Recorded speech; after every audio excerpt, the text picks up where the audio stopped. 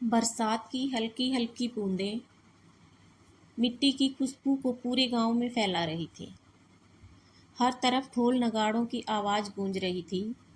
लोग नाच रहे थे, महिलाएं मंगल गीत गा रही थी।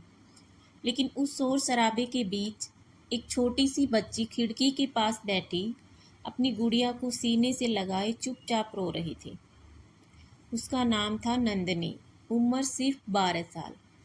उसकी आंखों में डॉक्टर बनने का सपना था। उसे किताबें पसंद थी, स्कूल पसंद था और सबसे ज़्यादा पसंद था अपनी माँ से यह सुनना, मेरी बेटी एक दिन पूरे गांव का नाम रोशन करेगी। लेकिन उस दिन नंदिनी के हाथों में किताब नहीं, लाल चूड़ियाँ पहनाई जा रही थी। माथे पर सिंदूर लगाने की तैयारी हो रही थी, क्योंकि आज उसकी शादी थी। वह बार बार अपनी माँ से पूछ रही थी, माँ मैं स्कूल कब जाऊँगी। माँ हर बार मुस्कुराने की कोशिश करती, लेकिन आंखों से आंसू निकल आते। वह सिर्फ इतना कह पाती, बेटी भगवान सब ठीक करेगा। नंदिनी समझ नहीं पा रही थी शादी का मतलब क्या होता है। उसे तो बस इतना पता था कि शादी के बाद लड़कियां अपने घर छोड़ देती हैं और वह अपना घर नहीं छोड़ना चाहती थी। तभी बाहर से आवाज़ आई, दुल्हन को मंडप में लेकर आओ। दो औरतों ने नंदिनी का हाथ पकड़ लिया। वह डर गई। उसने अपनी गुड़िया को और कसकर पकड़ लिया। मेरी गुड़िया भी चलेगी ना? एक औरत हंसकर बोली। अब गुड़ियों से खेलने की उम्र खत्म हो गई है। यह सुनकर नंदिनी ने पहली बार जोर जोर से रोना शुरू कर दिया, लेकिन किसी ने उसकी आवाज़ नहीं सुनी। ढोल की आवाज़ उसके आंसुओं से ज़्यादा तेज थी। मंडप में बैठा लड़का आरव, उम्र 15 साल, वह भी उतना ही डरा हुआ था। उसे भी समझ नहीं आ रहा था कि यह सब क्यों हो रहा है। उसने धीरे से अपने पिता से कहा, पिताजी मैं अभी पढ़ना चाहता हूँ। लेकिन जवाब मिला, परिवार की इज्जत सबसे पहले आती है। आरव चुप हो गया। दो मासूम बच्चों की जिंदगी बड़ों के फैसलों की बलि चढ़ने वाली थी। पंडित जी मंत्र पढ़ने लगे, अग्नि जलाई गई, फेरे शुरू हुए। नंदिनी के छोटे छोटे कदम कांप रहे थे। हर फेरे के साथ ऐसा लग रहा था जैसे उसके सपने उससे दूर होते जा रहे हों। उसी समय गांव के स्कूल के मास्टर जी वहां पहुंचे। उन्होंने जोर से कहा, यह शादी गैर कानूनी है। पूरा गांव सन्न रह गया। ढोल बजना बंद हो गया। सभी की नज़रें मास्टर जी पर टिक गई। नंदिनी की आंखों में पहली बार उम्मीद की एक किरण दिखाई दी। लेकिन सरपंच खड़ा हुआ और गुस्से से बोला, मास्टर हमारे गांव के रीति रिवाजों में दखल मत दो। मास्टर जी बोले, रीति रिवाज इंसान के लिए होते हैं, इंसान रीति रिवाजों के लिए नहीं। गांव दो हिस्सों में बट गया। कुछ मास्टर जी के साथ थे, कुछ सरपंच के साथ। इसी बहस के बीच नंदिनी अचानक बेहोश होकर जमीन पर गिर गई। हर तरफ अफरा तफरी मच गई। जब नंदिनी को होश आया तो उसने खुद को एक छोटे से कमरे में पाया। पास में उसकी माँ बैठी रो रही थी। नंदिनी ने धीरे से पूछा, माँ क्या मेरी शादी हो गई? माँ कुछ नहीं बोली, सिर्फ उसकी मांग की ओर देखने लगी। नंदिनी ने कांपते हाथों से अपना माथा छुआ। सिंदूर लगा हुआ था। उसकी आंखों से आंसू बहने लगे। उस रात नंदिनी ने पहली बार भगवान से शिकायत की, अगर बेटियां सपने नहीं देख सकती तो फिर उन्हें सपने दिए ही क्यों जाते हैं। उसी समय खिड़की के बाहर किसी की परछाई दिखाई दी। नंदिनी डर गई। दरवाज़ा धीरे धीरे खुला। आरव अंदर आया। उसके हाथ में एक पुरानी स्कूल की किताब थी। उसने किताब नंदिनी के हाथ में रखी और बोला, मैं वादा करता हूँ एक दिन तुम फिर से स्कूल जाओगी। नंदिनी ने हैरानी से उसकी ओर देखा। उसने पहली बार लगा शायद भगवान ने उसकी प्रार्थना सुन ली है। लेकिन उसे नहीं पता था कि अगले ही दिन ऐसा तूफान आने वाला है जो दोनों की ज़िंदगी हमेशा के लिए बदल देगा। सुबह का सूरज गांव के ऊपर निकल चुका था, लेकिन हवेली के आंगन में आज भी रात जैसा सन्नाटा था। कल तक जिस घर में शादी की खुशियां थी, वहां आज फुसफुसाहटें थी। लोग बातें कर रहे थे, इतनी छोटी उम्र में शादी हुई है, पता नहीं लड़की इस घर को संभाल पाएगी या नहीं। लड़की तो बच्ची है, लेकिन अब बहू बनकर रहना पड़ेगा। हर बात नंदिनी के कानों तक पहुंच रही थी। वह अपने कमरे के कोने में बैठी अपनी किताब को देख रही थी। वही किताब जो आरव ने उसे दी थी। उस किताब के पन्नों पर लिखे शब्द धुंधले दिखाई दे रहे थे, क्योंकि उसकी आंखों के आंसू भरे हुए थे। उसने किताब को सीने से लगाया और धीरे से बोली, मैं अपना सपना नहीं छोड़ूंगी। उधर आरव भी परेशान था। वह अपने दोस्तों के साथ खेलने नहीं गया। वह स्कूल की जाने की तैयारी कर रहा था। उसकी माँ ने पूछा, आज बहू के साथ समय बिताओगे या स्कूल जाओगे? आरव ने बिना डरे जवाब दिया, माँ, अगर मैं पढ़ाई छोड़ दूंगा तो नंदिनी का सपना पूरा कौन करेगा? माँ चुप हो गई। उसने पहली बार अपने बेटे की सोच पर गर्व हुआ, लेकिन घर के बड़े लोग इस बात से खुश नहीं थे। सरपंच ने आरव के पिता से कहा, लड़का ज़्यादा पढ़ लिख गया तो हाथ से निकल जाएगा। आरव के पिता ने गंभीर होकर कहा, लेकिन अनपढ़ रहकर जिंदगी कैसे चलेगी? सरपंच मुस्कुराया। उस मुस्कान में छिपा हुआ कोई राज था। वह बोला, कुछ फैसले समय आने पर ही समझ आते हैं। कुछ दिन बीत गए। नंदिनी धीरे धीरे नए घर में रहने लगी, लेकिन एक बात उसे अंदर से तोड़ रही थी। उसे स्कूल जाने की इजाज़त नहीं थी। हर सुबह वह गांव के बच्चों को बैग लेकर स्कूल जाते देखती और उसकी आंखें भर आती। एक दिन उसने हिम्मत करके अपनी सास से कहा, माँ जी, क्या मैं भी स्कूल जा सकती हूँ? सास ने उसे प्यार से देखा, लेकिन पीछे से आवाज़ आई, बहू होकर स्कूल जाएगी? यह सरपंच की पत्नी थी। वह बोली, लड़कियों का असली घर उनका ससुराल होता है, किताबें नहीं। नंदिनी ने सिर झुका लिया, लेकिन उसके मन में एक आवाज़ गूंज रही थी, नहीं, मेरी जिंदगी का फैसला कोई और नहीं करेगा। उस रात नंदिनी चुपचाप उठी। उसने अपना पुराना स्कूल बैग निकाला, उसमें अपनी कुछ किताबें रखी और धीरे से घर के बाहर निकल गई। वह गांव के पुराने स्कूल के पीछे पहुंची। वहां मास्टर जी बैठे थे। उन्हें देखकर नंदिनी की आंखों से आंसू निकल पड़े। मास्टर जी, मुझे पढ़ना है। मास्टर जी ने उसे देखा, फिर बोले, बेटी, रास्ता आसान नहीं होगा। नंदिनी ने जवाब दिया, मुश्किल रास्ते ही तो हमें मजबूत बनाते हैं। मास्टर जी मुस्कुरा दिए। उन्होंने कहा, तुम सिर्फ पढ़ोगी ही नहीं नंदिनी, एक दिन तुम उन लड़कियों की आवाज़ बनोगी जिनकी आवाज़ दबा दी जाती है। लेकिन किसी को पता नहीं था कि कोई उन्हें देख रहा था। अंधेरे में खड़ा एक आदमी सब कुछ सुन रहा था। वह था सरपंच का बेटा। उसने फ़ोन निकाला और किसी को कॉल किया, पिताजी, बहू ने बगावत शुरू कर दी है। फ़ोन की दूसरी तरफ से आवाज़ आई, तो अब समय आ गया है उसे उसकी औकात याद दिलाने का। अगली सुबह पूरा गांव हिल गया, क्योंकि नंदिनी के खिलाफ पंचायत बैठाई गई थी। आरोप था, बहू ने घर की इज्जत खराब की है। नंदिनी अकेली खड़ी थी, लेकिन उसकी आंखों में डर नहीं था। सरपंच ने फैसला सुनाने के लिए मुंह खोला ही था, तभी भीड़ में से एक आवाज़ आई, रुक जाइए।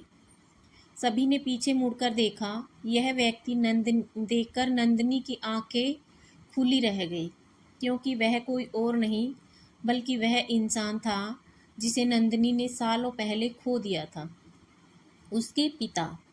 लेकिन सवाल यह था, इतने सालों बाद वह अचानक वापस क्यों आए?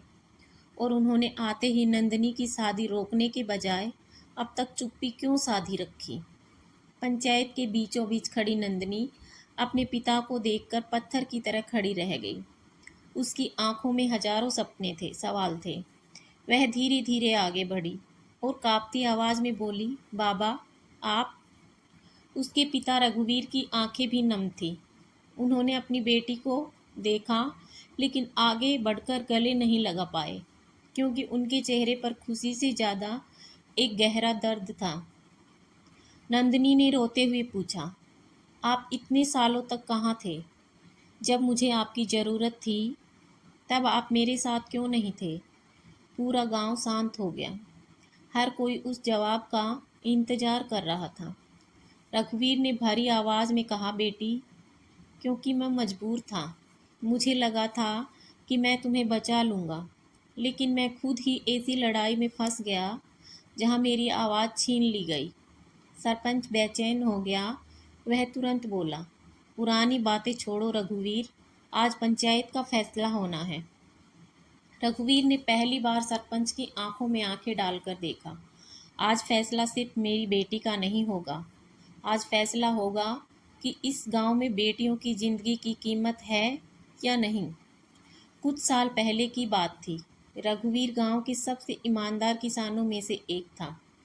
वह चाहता था कि उसकी बेटी नंदिनी खूब पढ़े और अपने पैरों पर खड़ी हो, लेकिन सरपंच की नज़र उसकी ज़मीन पर थी। सरपंच ने रघुवीर से कहा, अपनी ज़मीन मुझे दे दो, बदले में तुम्हारी बेटी की शादी बड़े घर में करवा दूंगा। रघुवीर ने साफ मना कर दिया था। उसने कहा था, मेरी बेटी कोई सौदा नहीं है। बस यही बात सरपंच को चुभ गई। उसने झूठे आरोप लगाकर रघुवीर को गांव छोड़ने पर मजबूर कर दिया और नंदिनी की शादी जल्दी जल्दी करवा दी गई। यह सुनकर नंदिनी की आंखों में आंसू बहने लगे। वह बोली, तो मेरी जिंदगी का फैसला भी बदले के लिए किया गया था। रघुवीर ने सिर झुका लिया। मुझे माफ़ कर दो बेटी, मैं तुम्हें बचा नहीं पाया। नंदिनी कुछ पल चुप रही, फिर उसने अपने आंसू पोंछे। बाबा, गलती आपकी नहीं है, गलती उस सोच की है जो बेटियों को इंसान नहीं समझती। उसकी बात सुनकर पूरा गांव चुप हो गया। तभी सरपंच हंसने लगा। बहुत भाषण दे लिया, लेकिन पंचायत का फैसला पंचायत ही करेगी। उसने लोगों की तरफ देखते हुए कहा, अगर हर बहू अपनी मर्जी से चलने लगेगी तो गांव कैसे चलेगा। तभी आरव आगे आया। अब तक वह चुप था। उसने कहा, गांव डर से नहीं चलता सरपंच जी, गांव न्याय से चलता है। सभी लोग आरव को देखने लगे। आरव ने आगे कहा, अगर नंदिनी पढ़ना चाहती है तो उसे पढ़ने का हक है। वह मेरी पत्नी है, लेकिन उससे पहले वह एक इंसान है। यह सुनकर नंदिनी की आंखों में पहली बार सम्मान के आंसू आए, लेकिन सरपंच के पास आखिरी चाल बाकी थी। उसने एक कागज़ निकाला और सबके सामने लहराते हुए बोला, ठीक है, अगर नंदिनी पढ़ना चाहती है तो पढ़ सकती है, लेकिन पहले यह साबित करे कि वह इस घर की बहू बनने लायक है। सभी हैरान थे। सरपंच ने कहा, कल गांव के सामने परीक्षा होगी। अगर वह हार गई तो उसे हमेशा के लिए पढ़ाई छोड़नी होगी। उस रात नंदिनी सो नहीं पाई। उसके सामने सबसे बड़ा सवाल था, क्या वह एक छोटी उम्र की लड़की होकर पूरे गांव की सोच को बदल पाएगी। तभी आरव उसके पास आया। उसने कहा, डर लग रहा है। नंदिनी ने धीरे से कहा, हाँ। आरव मुस्कुराया। डरना गलत नहीं है, लेकिन डर के कारण अपने सपने छोड़ देना गलत है। उसने नंदिनी को वही किताब दी और बोला, कल तुम सिर्फ तुम्हारी परीक्षा ही नहीं है, कल उन सभी लड़कियों की उम्मीद की परीक्षा है जो पढ़ना चाहती हैं। अगली सुबह गांव के चौक में भीड़ जमा थी। नंदिनी सामने खड़ी थी। सरपंच मुस्कुरा रहा था। उसे पूरा भरोसा था कि एक छोटी लड़की हार जाएगी। लेकिन तभी मास्टर जी ने कहा, पहला सवाल, अगर किसी इंसान से उसका सपना छीन लिया जाए तो क्या होता है। नंदिनी ने कुछ पल सोचा, फिर जवाब दिया, उसका जीवन अधूरा हो जाता है।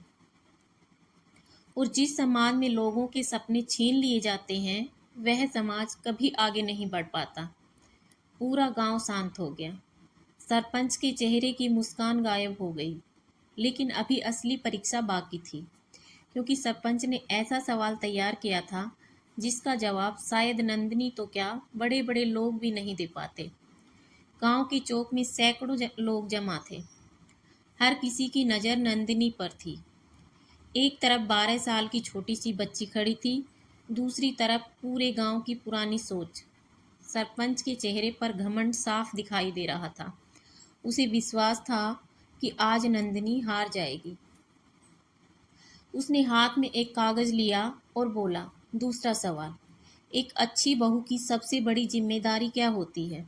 लोगों को लगा नंदिनी वही जवाब देगी जो हमेशा से सुनती आई है, लेकिन नंदिनी ने शांत आवाज में कहा, एक अच्छी बहू की जिम्मेदारी सिर्फ घर संभालना नहीं होती, उसकी जिम्मेदारी होती है कि वह परिवार को आगे बढ़ाए, सही और गलत में फर्क समझे और खुद भी सीखती रहे। मास्टर जी के चेहरे पर मुस्कान आ गई। कुछ औरतें पहली बार नंदिनी को अलग नजर से देखने लगी। सरपंच थोड़ा परेशान हुआ। उसने तीसरा सवाल पूछा, अगर पति और परिवार पढ़ाई के खिलाफ हों तो लड़की को क्या करना चाहिए? पूरा माहौल शांत हो गया। यह सवाल धीरे सीधे आरव और नंदिनी के रिश्ते पर था। सभी की नज़र आरव पर गई। नंदिनी ने आरव को देखा, फिर बोली, रिश्ते वो नहीं होते जहाँ एक इंसान दूसरे के सपने छीन ले। सच्चा रिश्ता वो होता है जहाँ दो लोग एक दूसरे को बेहतर इंसान बनने में मदद करें। अगर प्यार है तो समझ होगी, और अगर समझ है तो रास्ता जरूर निकलेगा। यह सुनकर आरव की आंखों में गर्व था, लेकिन सरपंच हार मानने वाला नहीं था। उसने आखिरी कागज निकाला। उसकी आवाज में चालाकी थी। ठीक है, आखिरी सवाल, अगर तुम्हें अपने मायके और ससुराल में से किसी एक को चुनना पड़े तो किसे चुनोगी? पूरा गांव सांस रोक कर खड़ा था। यह सवाल किसी परीक्षा का नहीं, बल्कि नंदिनी को तोड़ने का प्रयास था। नंदिनी कुछ पल चुप रही। उसकी आंखों के सामने माँ का चेहरा आया, पिता का दर्द आया, आरव का साथ याद आया। फिर उसने कहा, मैं किसी एक को नहीं चुनूंगी। सभी हैरान रह गए। सरपंच बोला, मतलब? नंदिनी ने कहा, क्योंकि बेटी का मायका और उसका ससुराल दोनों उसके अपने होते हैं। जिस रिश्ते में प्यार और सम्मान हो, वहाँ दीवारें नहीं होती। मैं किसी को छोड़कर आगे नहीं बढ़ना चाहती। मैं चाहती हूँ कि सब मेरे साथ आगे बढ़ें। कुछ पल के लिए पूरा चौक शांत रहा। फिर अचानक तालियां बजने लगी। पहले कुछ लोगों ने तालियां बजाई, फिर धीरे धीरे पूरा गांव तालियों से गूंज उठा। सरपंच के चेहरे पर गुस्सा दिखाई देने लगा। उसने महसूस किया कि आज सिर्फ एक लड़की नहीं जीती, आज लोगों की सोच बदलने लगी थी। लेकिन उसी रात एक बड़ा हादसा हुआ। नंदिनी अपने कमरे में पढ़ाई कर रही थी, तभी बाहर से शोर सुनाई दिया। आग आग लग गई। पूरा घर घबराहट में बाहर भागा। गोदाम में आग लगी थी। लोग पानी डालकर आग बुझाने लगे। तभी किसी ने चिल्लाकर कहा, अंदर जरूरी कागजात हैं। रघुवीर दौड़कर अंदर जाने लगा, लेकिन नंदिनी ने उसका हाथ पकड़ लिया। बाबा, मैं जाती हूँ। सबने उसे रोकने की कोशिश की, लेकिन नंदिनी अंदर चली गई। कुछ देर बाद वह बाहर आई। उसके हाथ में एक पुराना संदूक था। उस संदूक में सिर्फ कागजात नहीं थे, बल्कि एक ऐसा सच छिपा था जिसे देखकर पूरा गांव हैरान रह गया। संदूक खुला। उसमें पुराने दस्तावेज, कुछ तस्वीरें और एक चिट्ठी थी। मास्टर जी ने चिट्ठी पढ़ी। उनका चेहरा बदल गया। उन्होंने कांपती आवाज में कहा, यह तो यह तो साबित करता है कि सरपंच ने वर्षों पहले वह बात पूरी भी नहीं कर पाए। सरपंच अचानक आगे आया और चिट्ठी छीनने की कोशिश करने लगा, लेकिन आरव ने उसका हाथ पकड़ लिया। अब सच सामने आएगा। रात का अंधेरा पूरे गांव पर छा चुका था, लेकिन सरपंच के चेहरे पर डर साफ दिखाई दे रहा था। वह बार बार उस चिट्ठी को देख रहा था जिसे अब पूरा गांव पढ़ना चाहता था। मास्टर जी ने चिट्ठी अपने हाथ में ले ली और सबके सामने पढ़ना शुरू किया। मैं हरिराम यह लिख रहा हूँ ताकि सच कभी दब न जाए। सभी लोग ध्यान से सुनने लगे। आज से 10 साल पहले गांव की जमीन के कागजों में हेरा फेरी की गई थी। सरपंच ने कई गरीब किसानों से जमीन अपने नाम करवाने की कोशिश की। जिसने विरोध किया उसे डराया गया। रघुवीर ने जब सच सामने लाने की कोशिश की तो उसे झूठे आरोप लगाकर गांव छोड़ने पर मजबूर किया गया। पूरा गांव हैरान रह गया। लोग एक दूसरे का चेहरा देखने लगे। सरपंच गुस्से में चिल्लाया, यह झूठ है। पुरानी चिट्ठी से कोई सच साबित नहीं होता। तभी रघुवीर आगे आए। उन्होंने कहा, सच को किसी सहारे की जरूरत नहीं होती सरपंच जी। बस यही समय आने का इंतजार होता है, सही समय आने का इंतजार होता है। तभी भीड़ में से एक बुजुर्ग किसान आगे आया। उसकी आंखों में आंसू थे। वह बोला, मैं गवाह हूँ, मेरी जमीन भी इसी तरह छीनी गई थी। फिर एक और आदमी आगे आया, मेरे साथ भी यही हुआ था। धीरे धीरे कई लोग सामने आने लगे। जिस डर ने वर्षों तक लोगों को चुप रखा था, आज वही डर खत्म हो रहा था। सरपंच को समझ आ गया कि अब मामला हाथ से निकल रहा है। उसने आखिरी चाल चली। वह आरव के पिता की ओर देखकर बोला, क्या तुम भी मेरे खिलाफ हो जाओगे? आरव के पिता चुप खड़े रहे। उसके चेहरे पर संघर्ष दिखाई दे रहा था, क्योंकि उनके पास भी एक ऐसा सच था जिसे उन्होंने वर्षों से छुपा कर रखा था। कुछ देर बाद उन्होंने भारी आवाज में कहा, हाँ, मैं भी सच के साथ हूँ। सरपंच हैरान रह गया। तुम? आरव के पिता बोले, मैंने वर्षों पहले गलती की थी। मैंने तुम्हारे दबाव में आकर रघुवीर का साथ नहीं दिया। मुझे डर था कि मेरा परिवार बर्बाद हो जाएगा, लेकिन आज समझ आया, डर के कारण चुप रहना भी अन्याय का साथ देना होता है। नंदिनी सब सुन रही थी। उसे महसूस हुआ कि सच की लड़ाई सिर्फ उसकी नहीं थी, यह उन सभी लोगों की लड़ाई थी जिनकी आवाज़ दबा दी गई थी। उसने आगे बढ़कर कहा, आज हमें किसी से बदला नहीं चाहिए, हमें सिर्फ इतना चाहिए कि आगे किसी और बेटी को अपने सपनों के लिए लड़ना ना पड़े। उसकी बात सुनकर सबकी आंखें नम हो गई। कुछ दिनों बाद गांव में बड़ा बदलाव शुरू हुआ। मास्टर जी ने लड़कियों के लिए अलग पढ़ाई की व्यवस्था शुरू की। कई परिवारों ने अपनी बेटियों को स्कूल भेजना शुरू कर दिया। लेकिन नंदिनी के जीवन में अभी एक नई चुनौती आने वाली थी, क्योंकि अब उसके सामने एक नया सवाल था। क्या वह पढ़ाई पूरी कर पाएगी? क्या वह अपने सपने को सच कर पाएगी? एक दिन स्कूल से लौटते समय नंदिनी को रास्ते में एक लिफाफा मिला। उस पर लिखा था, नंदिनी के लिए। उसने लिफाफा खोला। अंदर शहर के एक बड़े स्कूल का प्रवेश पत्र था। उसे छात्रवृत्ति मिली थी, लेकिन नीचे एक शर्त लिखी थी, छात्रा को गांव छोड़कर शहर में पढ़ाई करनी होगी। नंदिनी के हाथ कांपने लगे। यह वही मौका था जिसका उसने सपना देखा था, लेकिन इसका मतलब था आरव और अपने परिवार से दूर जाना। उस रात नंदिनी ने आसमान की ओर देखा। उसके मन में दो आवाज़ें थीं। एक कह रही थी, अपने सपने के लिए जाओ। दूसरी कह रही थी, अपने रिश्ते को मत छोड़ो। तभी आरव उसके पास आया। उसने नंदिनी की आंखों में देखा और पूछा, तुम डर रही हो? नंदिनी ने धीरे से कहा, अगर मैं चली गई तो सब बदल जाएगा।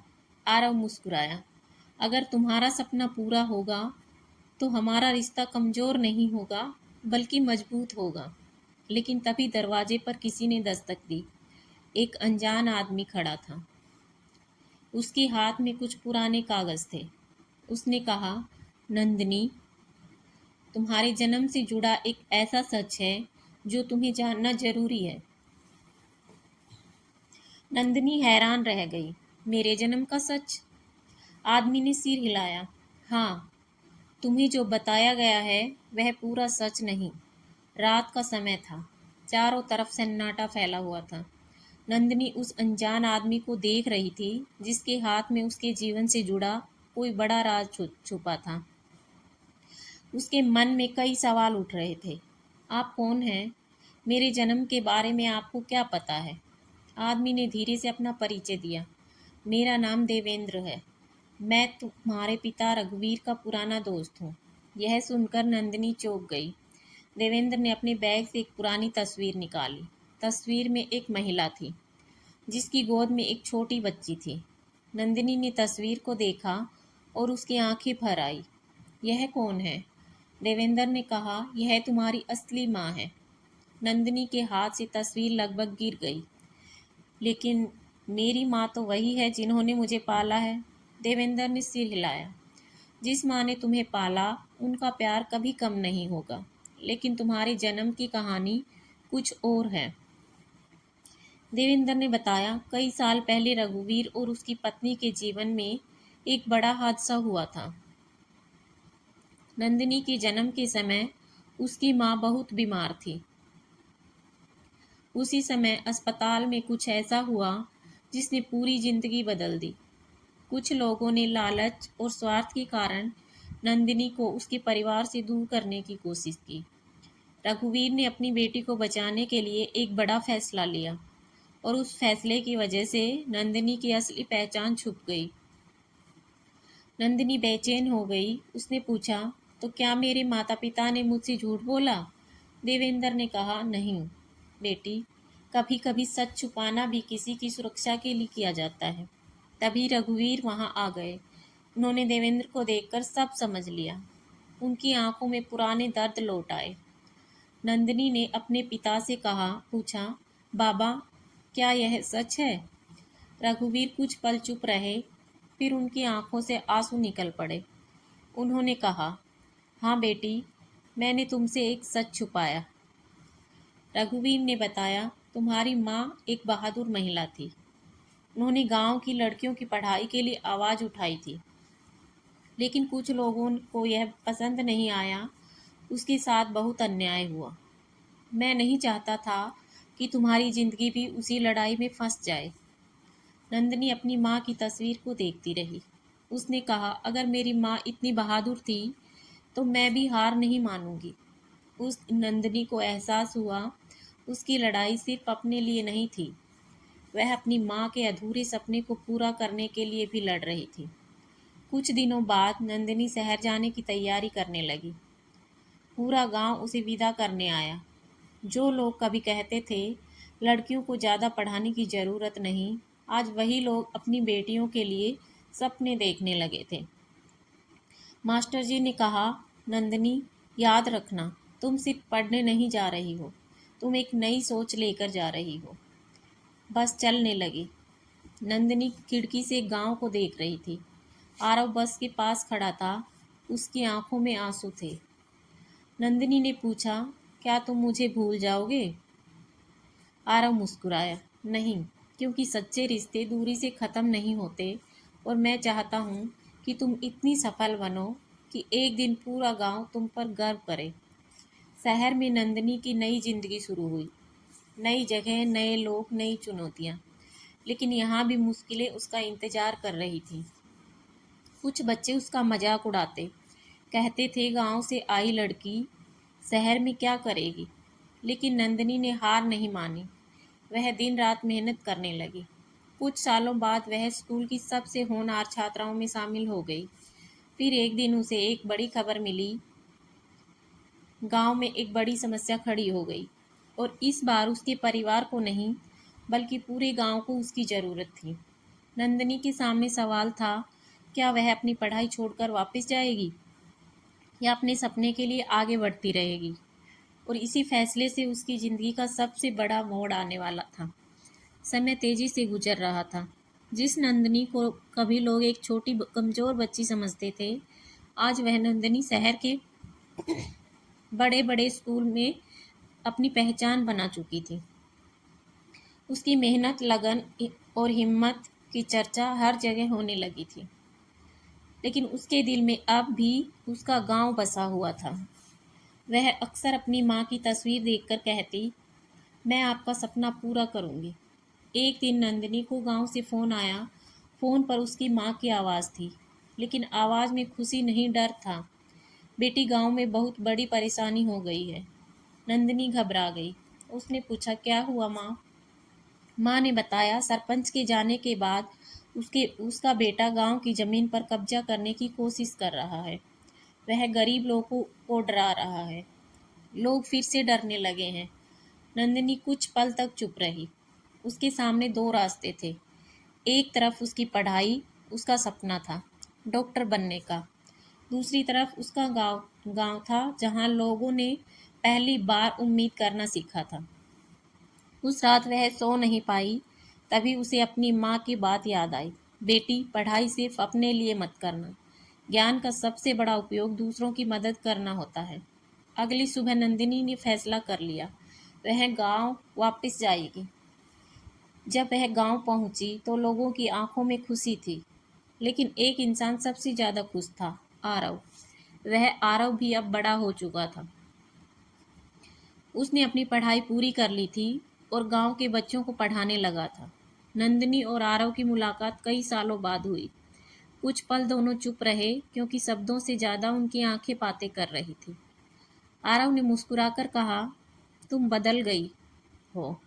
नंदिनी ने जवाब दिया, हाँ, लेकिन मेरा सपना अभी वही है। आरव बोला, और तुम्हारी हिम्मत भी। लेकिन खुशियों के बीच एक नई चुनौती सामने थी। सरपंच का बेटा विक्रम अब गांव का सबसे ताकतवर आदमी बन चुका था। उसने नंदिनी को देखकर कहा, शहर जाकर बड़ी अफसर बन गई हो, लेकिन गांव के फैसले अब भी यहाँ के लोग लेते हैं। नंदिनी ने शांत आवाज में कहा, फैसले वही अच्छे होते हैं जिनमें सबकी भलाई हो। विक्रम ने गांव की जमीन पर एक बड़ा प्रोजेक्ट शुरू करने का ऐलान किया। उसका कहना था कि इससे गांव का विकास होगा। लेकिन नंदिनी को शक हुआ। उसने जमीन के कागज जांचने शुरू किए। कुछ दिनों की मेहनत के बाद उसे एक बड़ा सच पता चला। विक्रम विकास के नाम पर गरीब किसानों की जमीन हड़पना चाहता था। नंदिनी ने सबूत इकट्ठे किए, लेकिन इस बार मामला आसान नहीं था, क्योंकि विक्रम के पास ताकत थी, पैसा था और लोगों को डराने की आदत थी। उसने नंदिनी को धमकी दी, बहुत लड़ लिया तुमने, अब चुप हो जाओ, वरना तुम्हारे अपने लोगों को नुकसान होगा। नंदिनी डरी जरूर, लेकिन पीछे नहीं हटी। उसने कहा, मैं अकेली नहीं हूँ, मेरे साथ उन सभी लोगों की उम्मीद है जिन्हें न्याय चाहिए। अगले दिन गांव में एक बड़ी सभा बुलाई गई। विक्रम को लगा कि वह आसानी से जीत जाएगा, लेकिन तभी एक एक करके गांव के लोग नंदिनी के साथ खड़े होने लगे। सबसे आगे आरव था, फिर मास्टर जी, फिर नंदिनी के पिता। धीरे धीरे पूरा गांव एकजुट हो गया। विक्रम गुस्से में बोला, तुम लोग भूल गए कि ताकत किसके पास है। नंदिनी मुस्कुराई और बोली, ताकत किसी एक इंसान के पास नहीं होती, ताकत सच के साथ खड़े लोगों के पास होती है। उसी समय एक अधिकारी वहां पहुंचा। उसके हाथ में सरकारी दस्तावेज थे। उसने कहा, हमें शिकायत मिली थी, जांच में साबित हुआ है कि जमीन के कागजों में धोखाधड़ी की गई है। सभी लोग हैरान रह गए। विक्रम का चेहरा उतर गया। लेकिन अधिकारी ने एक और बात कही, इस मामले में हमें एक और नाम मिला है जिसने वर्षों पहले भी इसी तरह की शिकायत दबाई थी। सबकी नजरें एक दूसरे पर टिक गई, क्योंकि वह नाम था आरव के परिवार के सदस्य का। नंदिनी हैरान रह गई। जिस परिवार ने उसका साथ दिया, उसे जुड़ा यह सच क्या था? क्या आरव भी किसी पुराने राज से जुड़ा था? और क्या यह सच उनके रिश्ते को हमेशा के लिए बदल देगा? गांव की सभा में अचानक सन्नाटा छा गया। अधिकारी के शब्द सबके कान में गूंज रहे थे। पुरानी जमीन की धोखाधड़ी में एक नाम और सामने आया। वह नाम है मोहनलाल। सभी की नजरें आरव के पिता पर चली गई। नंदिनी के चेहरे का रंग बदल गया। जिस इंसान ने हमेशा उसका साथ दिया था, क्या वही इस अन्याय का हिस्सा था? आरव अपने पिता की तरफ देखने लगा। उसकी आंखों में सवाल थे। पिताजी, क्या यह सच है? मोहनलाल की आंखें झुक गई। कुछ देर तक वह कुछ नहीं बोले। फिर उन्होंने भारी आवाज में कहा, हाँ, एक समय पर मैंने भी गलती की थी। पूरा गांव हैरान था। मोहनलाल ने आगे कहा, जब सरपंच ने रघुवीर के खिलाफ साजिश रची थी, तब मुझे सच पता चला था, लेकिन मैंने आवाज नहीं उठाई। मुझे डर था कि अगर मैंने विरोध किया तो मेरा परिवार मुश्किल में पड़ जाएगा। मैंने अन्याय होते देखा और चुप रहा। नंदिनी की आंखों में आंसू आ गए। उसे दुख इस बात का नहीं था कि गलती हुई, बल्कि इस बात का था कि सच इतने सालों तक छुपा रहा। वह धीरे से बोली, कभी कभी गलत करने वाला इंसान ही दोषी नहीं होता, गलत देखकर चुप रहने वाला भी जिम्मेदार होता है। आरव ने अपने पिता का हाथ पकड़ा। उसने कहा, पिताजी, आपने गलती मानी है, अब उसे सुधारने का समय है। मोहनलाल ने सिर उठाया। उसकी आंखों में पछतावा था। मैं गवाही दूंगा। जो सच मैंने सालों तक छुपाया, अब वही सच सबके सामने आएगा। कुछ दिनों बाद जांच शुरू हुई। विक्रम और उसके साथियों के खिलाफ कार्रवाई होने लगी। गांव में पहली बार लोगों को महसूस हुआ कि डर से बड़ा सच होता है। लेकिन नंदिनी के जीवन में एक और परीक्षा बाकी थी। शहर से उसके स्कूल का पत्र आया। उसकी पढ़ाई पूरी हो चुकी थी। उसे देश के सबसे अच्छे संस्थान में आगे पढ़ने का मौका मिला था। यह वही सपना था जिसके लिए उसने बचपन से संघर्ष किया था। लेकिन इस बार गांव के लोग चाहते थे कि वह यहीं रहकर उनकी मदद करे। एक तरफ उनका सपना, दूसरी तरफ लोगों की उम्मीदें। नंदिनी परेशान होकर नदी किनारे बैठी थी। तभी आरव वहां आया। उसने पूछा, क्या सोच रही हो? नंदिनी ने कहा, मुझे समझ नहीं आ रहा है। अगर मैं चली गई तो गांव वालों का क्या होगा? आरव मुस्कुराया। तुमने मुझे एक बात सिखाई थी कि किसी के सपने को रोकना प्यार नहीं होता। अगर तुम्हें आगे बढ़ना है तो जाओ, क्योंकि तुम्हारी सफलता ही इस गांव की सबसे बड़ी जीत होगी। नंदिनी की आंखों में आंसू आ गए। उसने कहा, तुम हमेशा मेरा साथ देते हो। आरव ने जवाब दिया, क्योंकि मैं तुम्हें बदलना नहीं चाहता। मैं चाहता हूँ कि तुम वही बनो जो तुम बनना चाहती हो। कुछ महीने बाद नंदिनी शहर चली गई, लेकिन इस बार वह अकेली नहीं थी। उसके साथ पूरे गांव की दुआएं थी। उसने अपनी पढ़ाई पूरी की और वर्षों बाद वह एक सफल डॉक्टर बनकर वापस लौटी। गांव में अब बहुत कुछ बदल चुका था। जहां कभी बेटियों को बोझ समझा जाता था, वहां अब बेटियां स्कूल जाती थी। जहां कभी बाल विवाह होते थे, वहां अब शिक्षा और सपनों की बातें होती थी। एक दिन नंदिनी उसी पुराने स्कूल के सामने खड़ी थी, जहां कभी उसने मास्टर जी से कहा था, मुझे पढ़ना है। आज वही स्कूल बड़ा बन चुका था। उसके बाहर एक बोर्ड लगा था, नंदिनी शिक्षा केंद्र। नंदिनी की आंखों से आंसू निकल आए। तभी पीछे से आवाज आई, डॉक्टर साहिबा। वह पलटी। आरव खड़ा था। अब दोनों की आंखों में बचपन वाली मासूमियत नहीं, बल्कि वर्षों के संघर्ष से आई समझ थी। आरव ने कहा, तुमने अपना सपना पूरा कर लिया? नंदिनी मुस्कुराई, नहीं, हमने पूरा किया। लेकिन तभी एक छोटी बच्ची नंदिनी के पास आई। उसने पूछा, दीदी, क्या मैं भी आपकी तरह डॉक्टर बन सकती हूँ? नंदिनी ने बच्ची का हाथ पकड़ा और कहा, क्यों नहीं? सपने देखने वालों की उम्र नहीं होती। उस दिन नंदिनी को एहसास हुआ, जिस बच्ची की मुस्कान कभी छीन ली गई थी, आज वही हजारों बेटियों की मुस्कान वापस ला रही है। लेकिन कहानी का आखिरी मोड़ अभी बाकी था, क्योंकि नंदिनी को अपनी माँ की पुरानी डायरी मिली थी, जिसमें लिखा था एक ऐसा सच जिसे पढ़कर नंदिनी की पूरी जिंदगी फिर बदलने वाली थी। नंदिनी अपने पुराने घर के कमरे में बैठी थी। वही कमरा जहाँ कभी उसने बचपन में अपनी किताबों को सीने से लगाकर रोया था।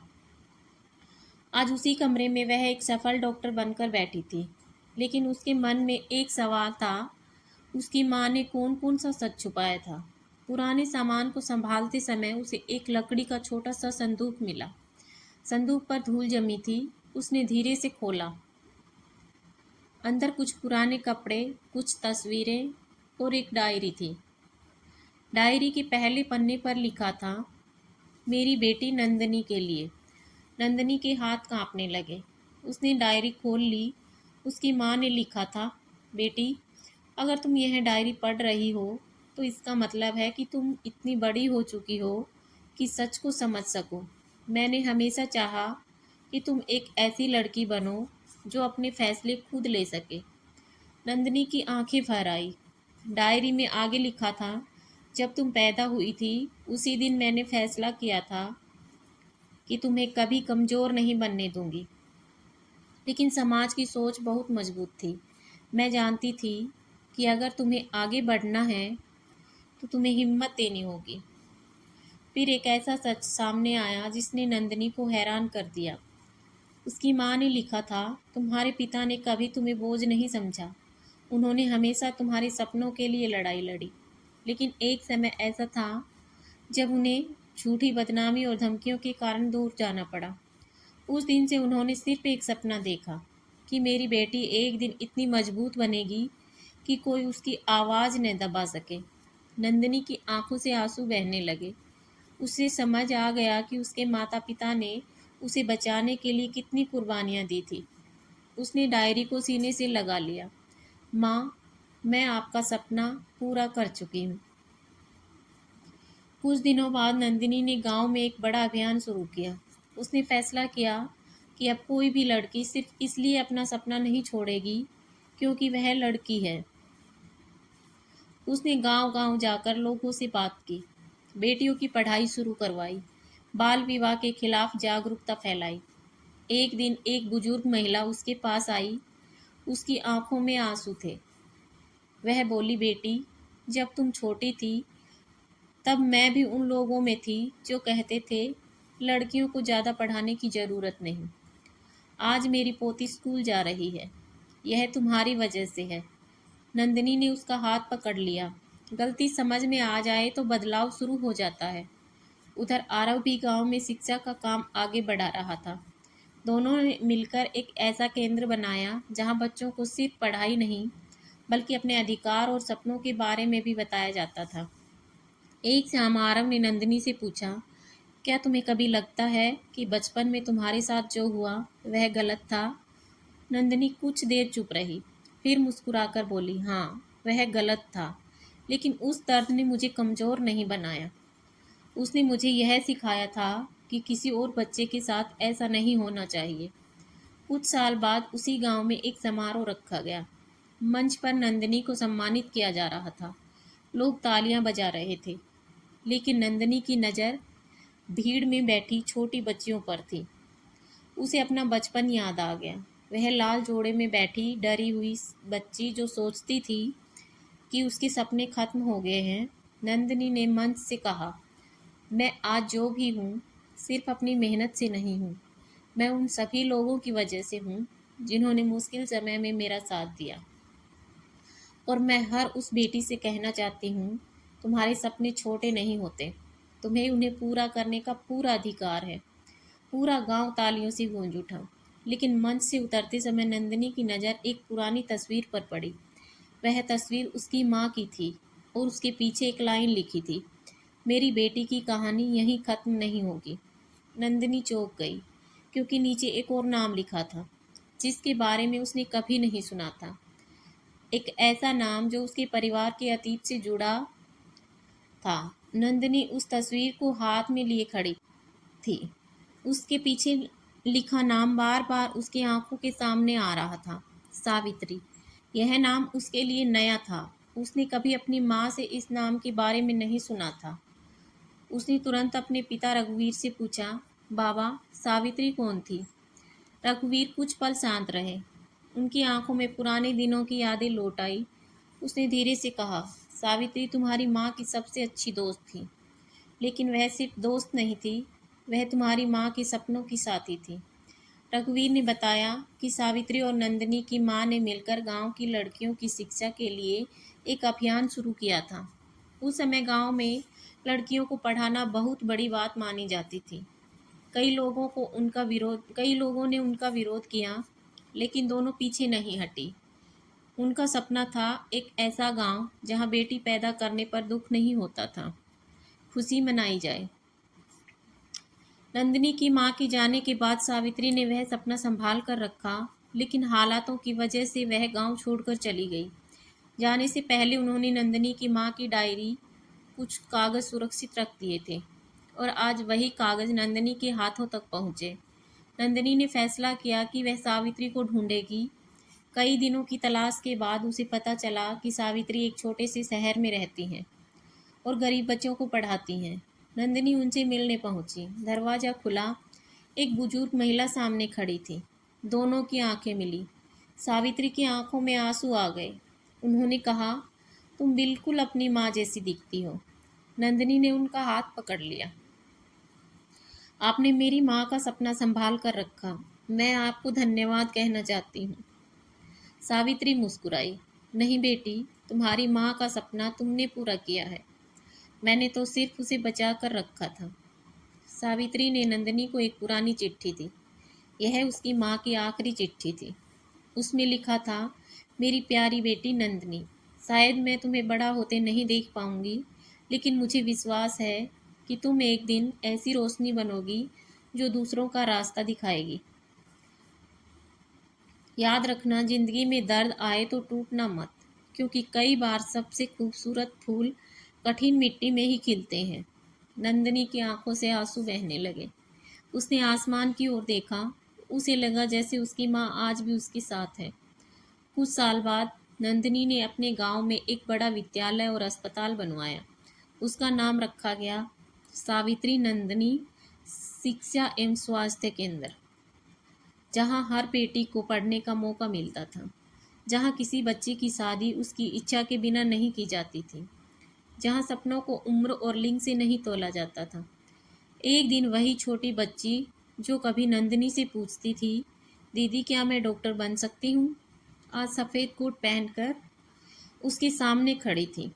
उसने मुस्कुराकर कहा, दीदी मेरा सपना पूरा हो गया। नंदिनी की आंखों में खुशी के आंसू आ गए। उसने कहा, नहीं, तुम्हारा नहीं, हम सबका सपना पूरा हुआ है। शाम के समय नंदिनी उसी पुराने स्कूल के बाहर बैठी थी जहां से उसकी यात्रा हुई थी शुरू। आरव उसके पास गया। दोनों ने गांव के बच्चों को खेलते देखा। आरव ने कहा, याद है एक समय था जब तुम्हें स्कूल जाने के लिए लड़ना पड़ा था। नंदिनी मुस्कुराई, और आज देखो कितनी बेटियां बिना ड्रेस स्कूल जा रही हैं। नंदिनी ने आसमान की ओर देखा। उसकी आंखों में शांति थी। जिस बच्ची की मुस्कान कभी छीन ली गई थी, आज वही हजारों चेहरों पर मुस्कान बन चुकी थी। उसने साबित कर दिया था, हालात चाहे कितने भी कठिन क्यों ना हो, अगर हिम्मत, शिक्षा और विश्वास साथ हो तो एक छोटी सी आवाज़ भी पूरी दुनिया बदल सकती है। और फिर इसी के साथ नंदिनी की अधूरी मुस्कान हमेशा के लिए पूरी हो गई।